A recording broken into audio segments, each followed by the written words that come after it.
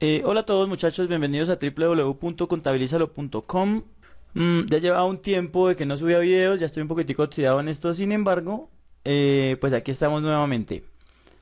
Antes de arrancar, quiero invitarlos a que vayan y visiten www.contabilizalo.com. Pueden hacer clic sobre este recuadro de aquí y esto los va a redireccionar a la página web de contabilizalo.com. Y también se pueden suscribir a mi canal de YouTube haciendo clic en esta parte del video y eso automáticamente los va a inscribir en la base de datos del canal. ¿Para qué les sirve inscribirse? Cada vez que yo suba un video, entonces les va a llevar una notificación al correo electrónico diciendo que yo publiqué algún video de su interés. Básicamente es para eso. Se me olvidaba también, pueden aprovechar para descargar el archivo de esta presentación que voy a mostrarles a continuación, también utilizando este mismo enlace. Esto los lleva a Contabilízalo, como dije en un inicio, y al final del video les explico más o menos cómo es el tema para la descarga de la presentación, en dado caso de que les interese. Bueno, continuando, vamos a pasar a desarrollar el tema del día de hoy. Entonces, anteriormente, en un video tutorial que yo publiqué hace ya unos meses, habíamos hecho referencia a quienes deben aplicar NIF en Colombia, los grupos y también los plazos para cada uno de esos grupos. Básicamente explicamos exactamente este mismo cuadro que tengo aquí en pantalla y hablábamos de que la ley madre o desde donde nació el tema de aplicar las NIF en Colombia se enmarca dentro de la ley 1314 de 2009. A partir de ahí entonces se emitieron unos decretos que ya los vamos a mostrar y básicamente lo que nos quiere decir es que las personas que deben aplicar contabilidad, las personas que deben aplicar NIF son los que están obligados a llevar contabilidad, ¿ok? ¿Quiénes están obligados a llevar contabilidad en Colombia? Entonces son básicamente los comerciantes y que además de eso vamos a poder encontrar en el Código de Comercio. Aquí les dejo un enlace en donde pueden visualizar ese código de comercio como tal, en el artículo 20, entonces se habla acerca de las actividades y las empresas pues que se consideran mercantiles. Y con esto lo que queremos decir es que pues las personas que cumplan con alguno de estos ítems o que estén enmarcados dentro de este artículo se pueden considerar comerciantes. También en el artículo 23 nos habla acerca de qué actos no son comerciales y por tanto entonces esa empresa o persona no se consideraría comerciante y por lo tanto no debería aplicar NIF.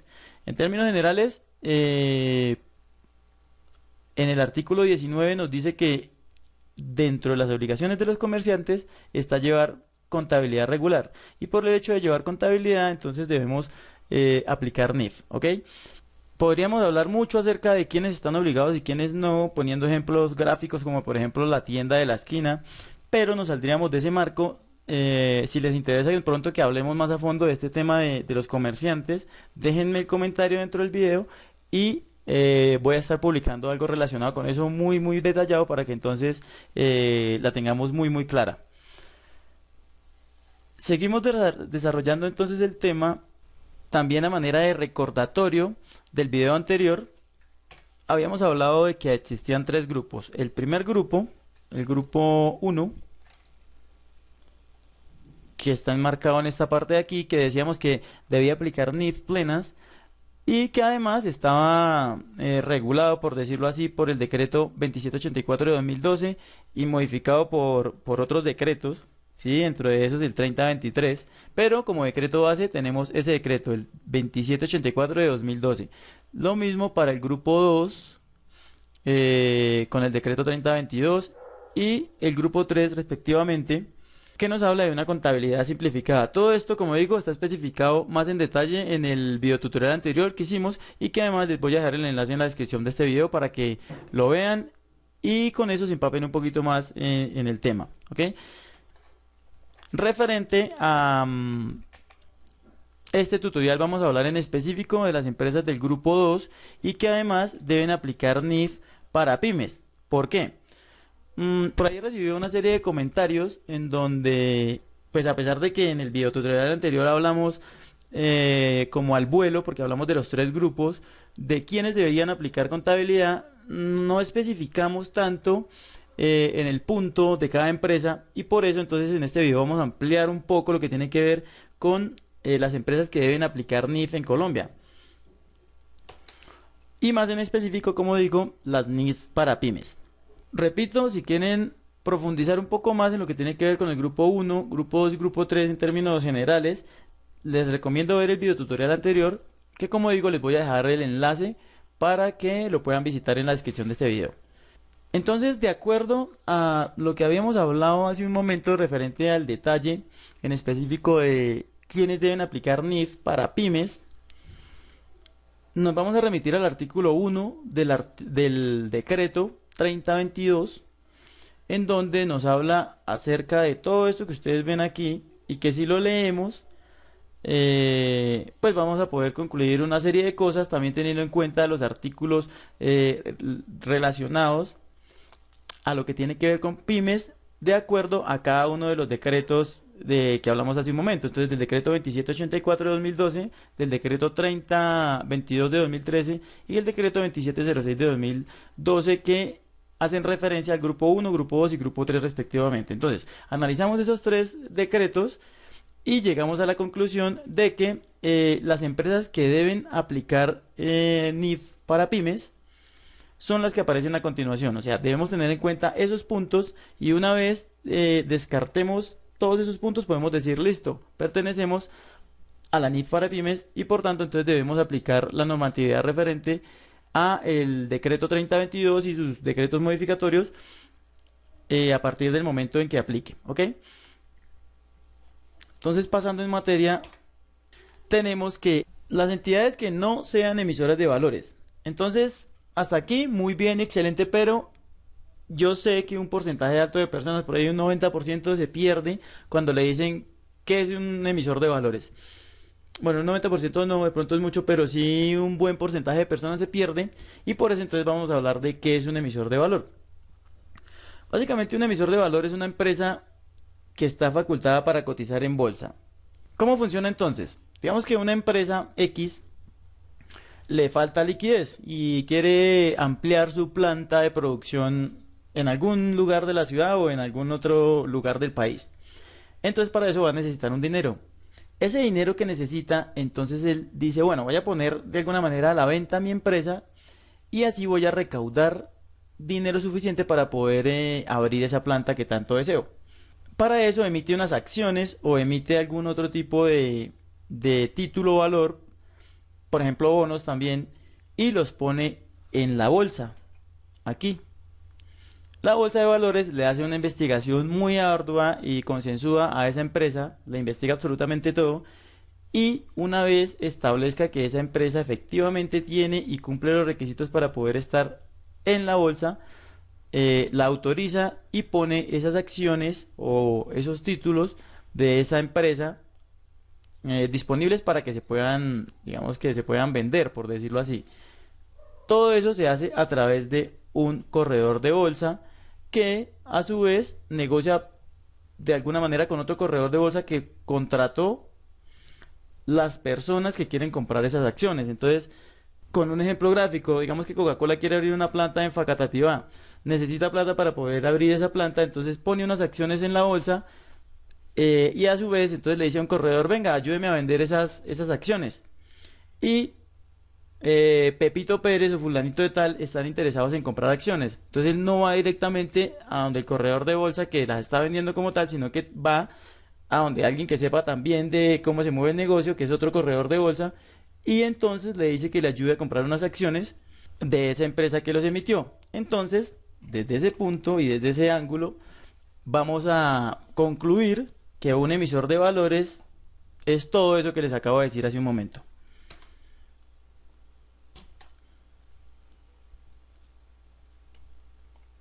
Entonces, entidades que no sean emisores de valores, de acuerdo a lo que ya dijimos hace un momento, pueden pertenecer al grupo 2 de las NIF. En segundo lugar, entonces tenemos las entidades que no sean de interés público. También ahí nos perdemos, y entonces vamos a hablar de qué es una entidad de interés público.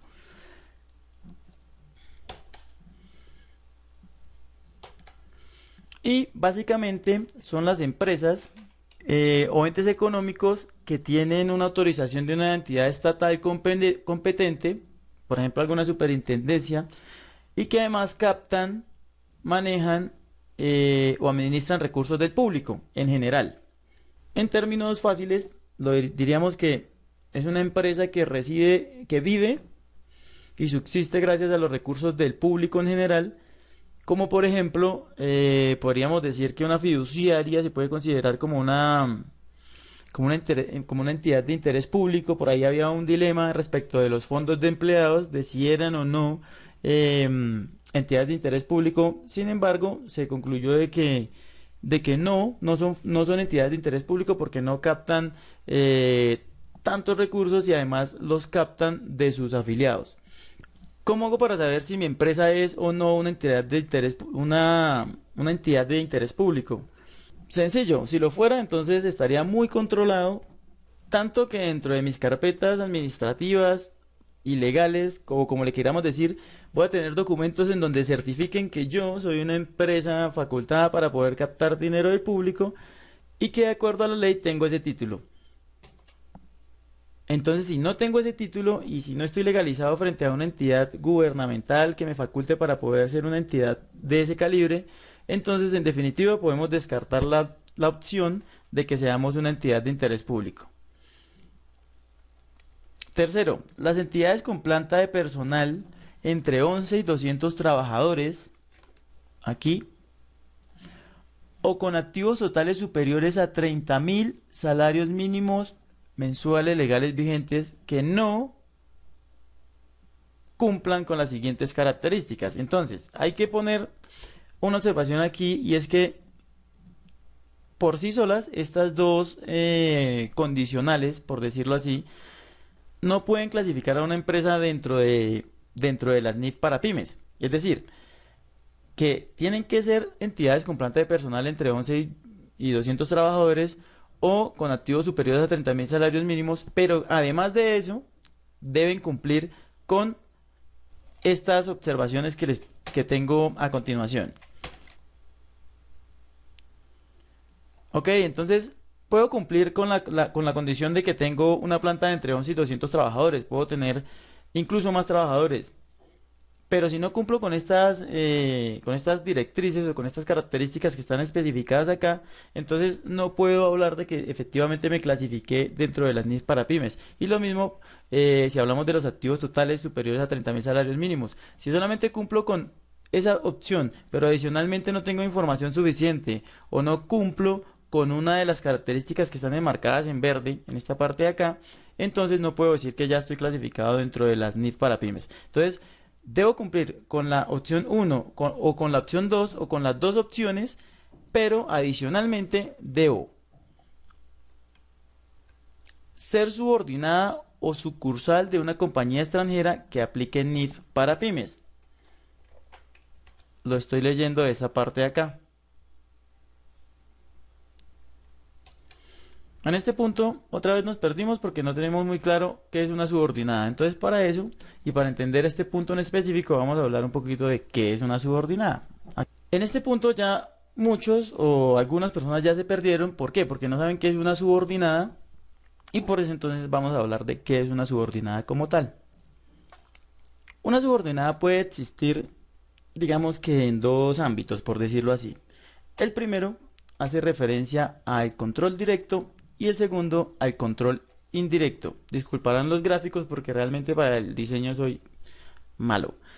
Entonces existe una entidad que se denomina matriz, que es como la que manda la parada, la que está arriba del todo, y en segundo lugar una subordinada. Entonces, en términos gráficos decimos que existe una multinacional, una empresa extranjera, y además existe una empresa nacional, por decirlo así. Entonces, digamos que esta es la extranjera y esta aquí es la que está en nuestro país, la nacional.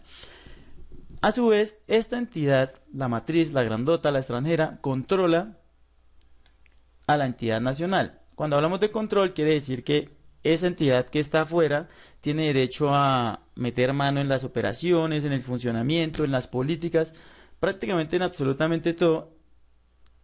Y con lo que concluimos de que esta entidad no tiene total autonomía en la toma de decisiones, sino que siempre va a tener que tener en cuenta a esa entidad matriz, que es la que da las directrices para poder, para que esta empresa, que es la nacional, pueda funcionar y bajo qué parámetros, ¿ok? Ese es el control directo, donde la matriz controla directamente a una subordinada, que en ese caso se denomina así, filial. Y también existe el control indirecto, en donde es prácticamente lo mismo, pero existe una especie de intermediaria, que es otra subordinada, como vemos aquí en el gráfico. Entonces la entidad matriz controla una subordinada que se denomina filial, tal como lo habíamos dicho aquí en esta parte de aquí, y esa filial es la que controla a otra subordinada, que en ese caso ya no se denomina filial, sino que se denomina subsidiaria. ¿Qué controla? Prácticamente lo mismo, es exactamente lo mismo, es una entidad que es controlada por otra que es, entre comillas, más grande que ella, o que tiene más influencia de alguna manera, de acuerdo a lo que denominamos grupo económico. Eso es lo que se denomina grupo económico. Entonces nos podemos encontrar documentación en donde nos va a decir tal empresa que no pertenece a un grupo económico. Bueno, ¿qué es un grupo económico? Pues es básicamente eso. Entonces es una especie de conjunto de empresas en donde hay una entidad grandota o una entidad que es la que manda y toma las decisiones y controla prácticamente todo el entorno de ese grupo económico como tal. Entonces esto es un grupo económico para que cuando lean documentación referente a NIF no se pierdan. Vamos a seguir con el siguiente punto.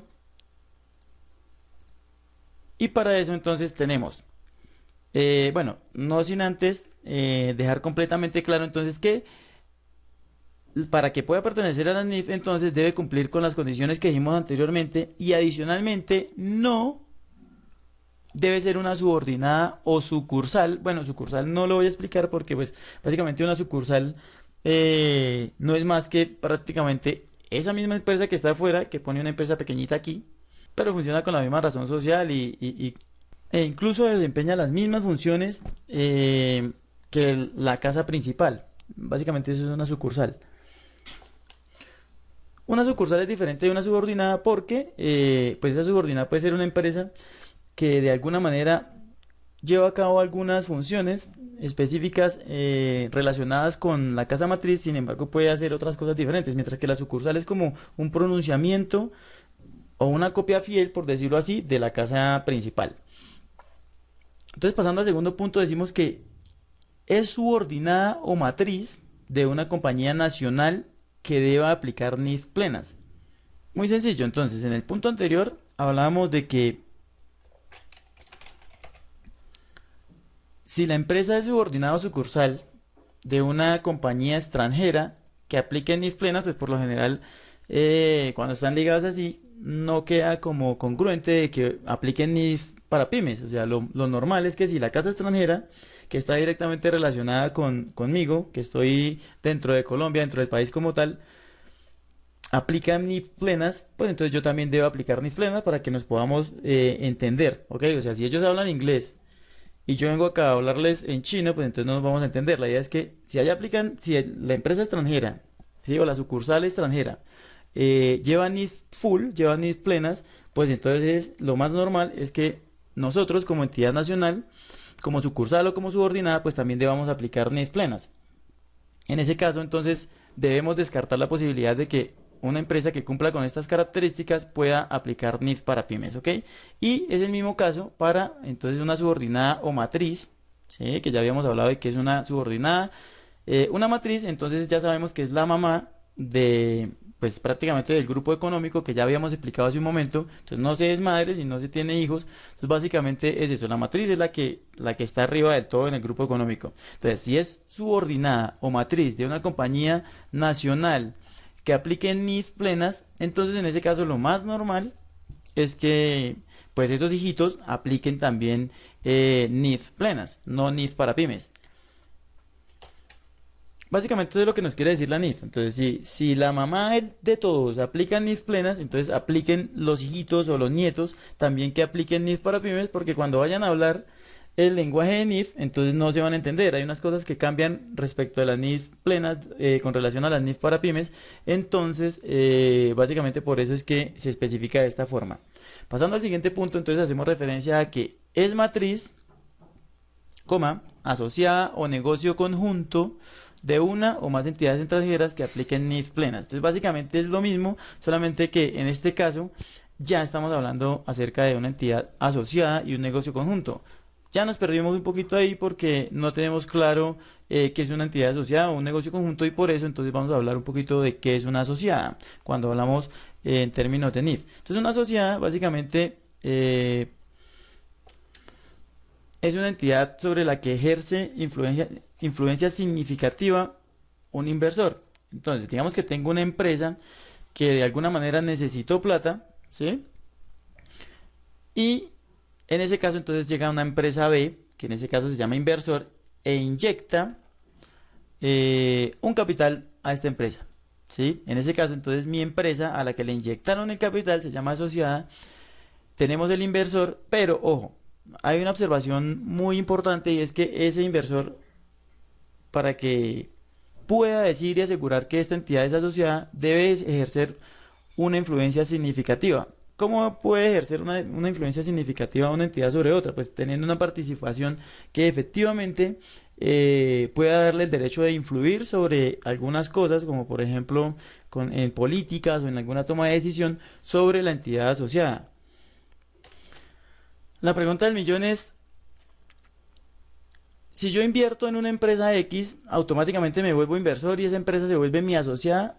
La respuesta es no. O sea, debe haber una inversión, digamos que significativa, para que yo pueda considerar a la otra entidad como mi asociada. Vamos a volver al punto que estamos tratando para poder entenderlo mejor, y ya lo resumimos. Entonces, es matriz, ya hablamos de que es una matriz asociada, es decir,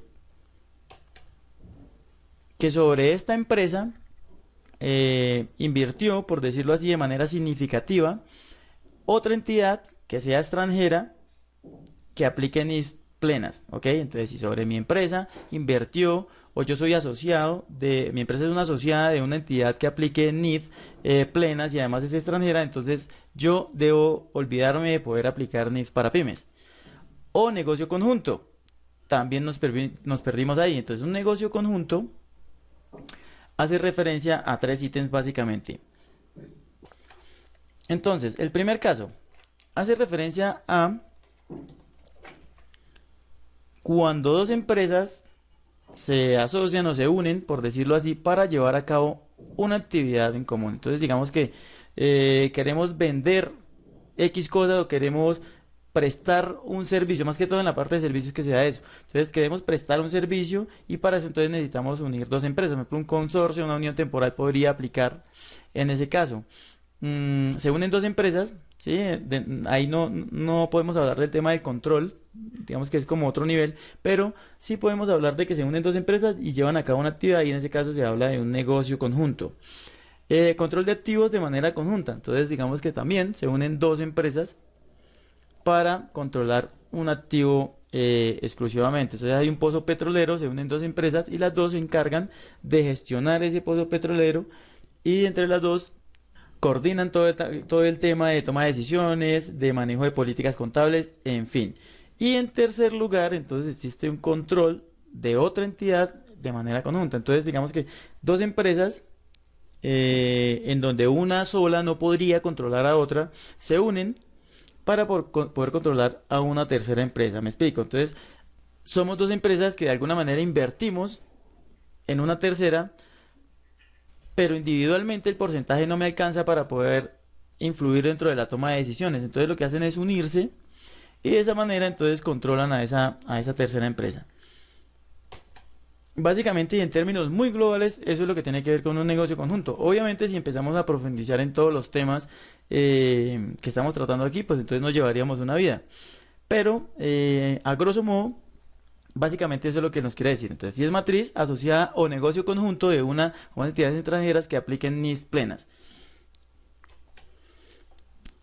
Entonces, con relación a lo que tiene que ver con el negocio conjunto como tal, si mi empresa está como que se unió con una empresa extranjera para poder desempeñar una actividad, entonces en ese caso debo aplicar NIF plenas prácticamente, me tengo que obligar de NIF para pymes. Si mi empresa se asoció con otra entidad para poder controlar un activo, entonces en ese caso también tengo que olvidarme de lo que tiene que ver con NIF Pymes, porque tengo que aplicar NIF plenas. O sea, yo no me voy a poder entender con esa empresa con la que me asocié si yo aplico NIF Pymes y él aplica NIF plenas. Entonces los dos tenemos que aplicar NIF plenas, ¿ok?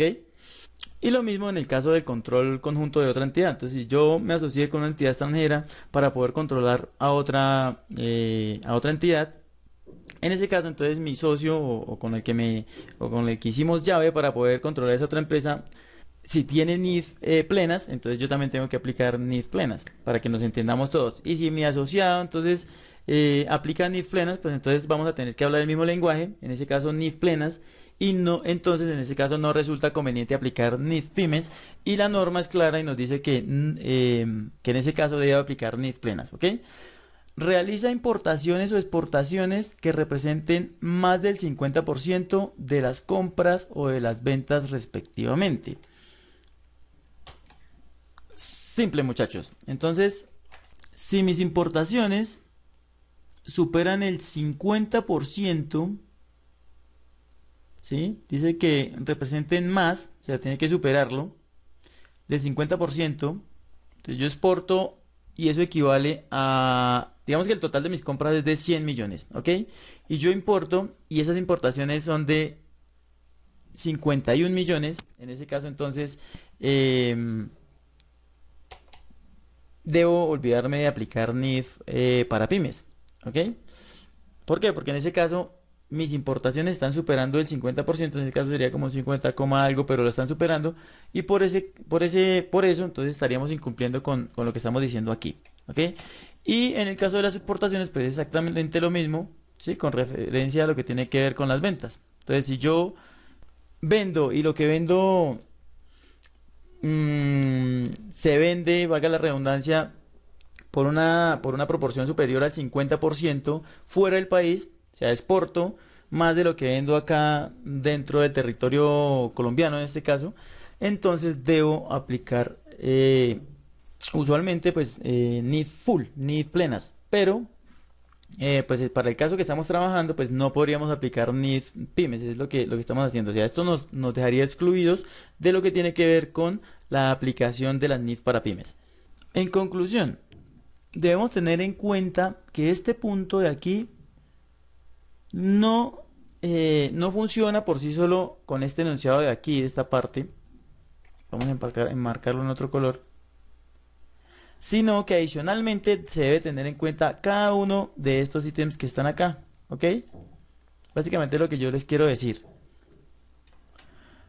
Con el solo hecho de que, por ejemplo, yo cumpla con el tema de los empleados o con el tema de los activos, pero adicionalmente cumplo con alguna de estas opciones o alternativas, ya no voy a poder aplicar NIF para pymes. ¿Por qué? Porque me dice que no cumplan con las siguientes características. Entonces, si cumplo con alguna de esas, ya no voy a poder aplicar NIF para pymes, porque lo que nos quiere decir estos puntos en resumen es que si yo tengo relación, ¿sí? O mi mamá o yo soy la mamá de alguna entidad que aplica NIF full, entonces yo también voy a tener que aplicar NIF plenas, ¿ok? Para que haya ahí como compatibilidad en el manejo de los términos. Siguiendo entonces con el desarrollo de esta explicación, entonces seguimos con que las entidades con activos totales iguales o superiores a 500 salarios mínimos legales mensuales vigentes, sin importar el número de empleados que tengan, pueden aplicar NIF para pymes, ¿ok? Entonces, debo cumplir en específico con estos 500 salarios mínimos legales mensuales vigentes, independientemente de que yo tenga, o sea, ya ahí no aplica lo que tiene que ver con la norma de los 11 y 200 empleados, sino que en ese caso yo puedo tener muchos empleados e incluso poquitos, pero si cumplo con este enunciado, ¿sí? O sea, si mis activos son totales son iguales o superiores a los 500 salarios mínimos legales mensuales vigentes, automáticamente puedo aplicar NIF para pymes. Y eso lo estamos reafirmando prácticamente en este punto, en donde nos dice que empresas con empleados, con 11 empleados o más, sin importar el valor de sus activos o ingresos. Entonces, si tiene más de 11 empleados, su empresa automáticamente debe aplicar NIF para pymes. Si tiene más de 500 salarios mínimos legales mensuales vigentes, en cuanto a lo que tiene que ver con los activos, también tiene que aplicar NIF para pymes. ¿Cómo me salvo de esa norma? Entonces ya en ese caso debería tener menos de 11 empleados, que ahí ya se entraría a evaluar lo que tiene que ver con la NIF para microempresas, que son las del grupo 3. Ya estaría entrando en lo que tiene que ver con las empresas que aplican NIF para pymes, ¿ok? Y también hablamos de empresas con ingresos brutos anuales iguales o superiores a 6.000 salarios mínimos legales mensuales vigentes. En resumen, para poder aplicar NIF para pymes, en primera instancia debo cumplir sí o sí estas dos alternativas, ¿ok? No puedo ser ni emisor de valor, ni tampoco puedo pertenecer a ningún grupo económico, ¿ok? Ni puedo ser de interés público. Y ya en segundo lugar, entonces entraríamos a evaluar cada uno de estos puntos. Si yo cumplo con alguno de estos punticos, entonces automáticamente debo aplicar NIF para pymes, ¿ok? Entonces, si cumplo con este punto a cabalidad, ¿sí? O sea, teniendo en cuenta todas las condicionales que ya he repetido y reiterado demasiadas veces, automáticamente debo aplicar NIF para pymes. Si cumplo con este puntico, también. Si cumplo con este, también. O si cumplo con este, también. ¿Sí? Son condicionales o, no y. Entonces, no debo cumplir con la totalidad de los puntos, sino que con solo uno que yo cumpla, automáticamente debo y clasifico como empresa que debe aplicar NIF para pymes. Es básicamente eso, muchachos. Y ya, para terminar, entonces hablamos de lo que tiene que ver para cuándo. Entonces deben aplicar las NIF, las empresas que hacen referencia al grupo 2. En este caso son estas de aquí. Esto ya lo habíamos hablado en el tutorial anterior. Sin embargo, para recordarlo, entonces, pues decimos que había un periodo de preparación obligatoria, que era en donde la empresa se prepara y se capacita para poder implementar lo que tiene que ver con las NIF. Después llega una fecha de transición, que es el 1 de enero de 2015. Es como a partir de donde inicia el proceso de NIF, digamos que como no 100% en serio, porque todo aplica realmente muy en serio, o sea, realmente todo es en serio, pero aplicar de lleno el 1 de enero del año 2016. Entonces tenemos fecha de transición 2015, tenemos que en esa fecha elaborar un estado de situación financiera de apertura. Es como decir, bueno, ¿cómo, o sea, poner un alto, entre comillas, a la contabilidad local y decir, listo, de acuerdo a mi contabilidad local, la proyecto a NIF y digo, a partir de aquí, entonces inicio con mi NIF de acuerdo a la información que me arrojó la contabilidad local. Entonces ahí, a partir del 1 de enero, inicia ese periodo durante todo el año, entre el 1 de enero y 31 de diciembre, en donde se recopila prácticamente las dos contabilidades, entonces contabilidad local y contabilidad NIF. Sin embargo, vamos a estar enfocados en lo que tiene que ver con la contabilidad NIF. Digo que hay que aplicar contabilidad local. Sí, porque pues digamos que para el tema de impuestos, por ahí un decreto, también hice un tutorial referente a hasta cuándo debemos aplicar contabilidad local en Colombia. Mm, pero en lo que respecta a NIF, entonces hacemos el estado de situación financiera de apertura, luego viene esa fecha de transición, ¿sí? En donde aplicamos la NIF, recopilamos información, luego seguimos recopilando información entre el 1 de enero de 2016 y 31 de diciembre de 2016, y por último entonces ya tenemos información suficiente para poder emitir unos estados financieros ya todo con todo lo que tiene que ver con NIF, o sea, NIF aplicadas al 100%, y eso lo hacemos con fecha del 31 de diciembre de 2016. Yo creo que eso es todo, muchachos, hasta aquí. Si les gustó, regálenme un me gusta. Si no, por favor déjenme las observaciones ahí y pues estamos aclarando un poquito del tema. Si tienen algunas dudas referente a este video e incluso quieren aclarar algunas otras dudas, pues les recomiendo los otros videos que he publicado, sobre todo el que hace referencia a los periodos de aplicación de las NIF, y el otro referente a hasta cuándo debemos aplicar contabilidad local en Colombia. Para eso le voy a dejar los enlaces correspondientes en la descripción de este video. Pueden ir a visitar www.contabilizalo.com. Allá van a encontrar el artículo en donde va a estar publicado este video tutorial, y además van a encontrar los enlaces para poder descargar esta presentación. ¿Cómo descargan la información de ahí. Entonces, básicamente, llegan al artículo, llegan digamos que a la publicación dentro de la página web de www.contabilicelo.com, se van hasta el final del artículo y ahí aparecen unas redes sociales. Hacen clic sobre esas redes sociales, se loguean, inician sesión y automáticamente entonces se les activa la posibilidad de que puedan descargar la presentación.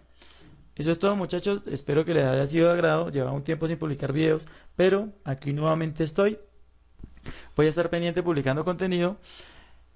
Y entonces nos vemos en el siguiente tutorial referente a NIF o algún otro tema de su interés. Un abrazo y nos vemos en el siguiente tutorial. Hasta luego.